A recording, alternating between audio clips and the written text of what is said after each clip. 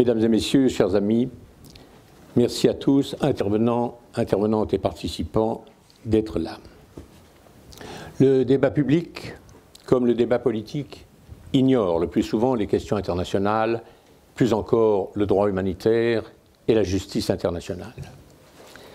Mais il y a des moments où l'histoire, les événements, sursauts d'humanité, obligent à des avancées dans ces domaines.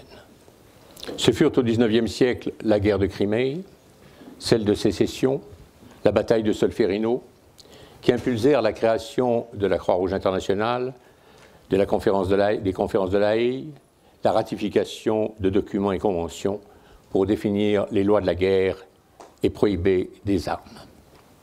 Le carnage de la Première Guerre mondiale amena à définir des principes sur le statut et les droits des prisonniers, des blessés et des civils.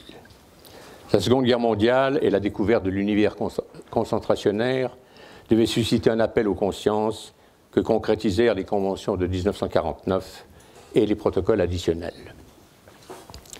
La chute du mur a suscité de grands débats. Des initiatives ont été prises pour donner place à une justice internationale dans le nouvel ordre mondial annoncé, où la voie d'ingérence, le droit d'ingérence humanitaire ou la responsabilité de protéger furent présentés. 25 ans après, le bilan est là. La barbarie originelle se conjugue avec des moyens militaires hyper technocratisés qui se conjuguent, qui montent avec une efficacité démultipliée. Mais il n'y a pas eu un jour sans guerre.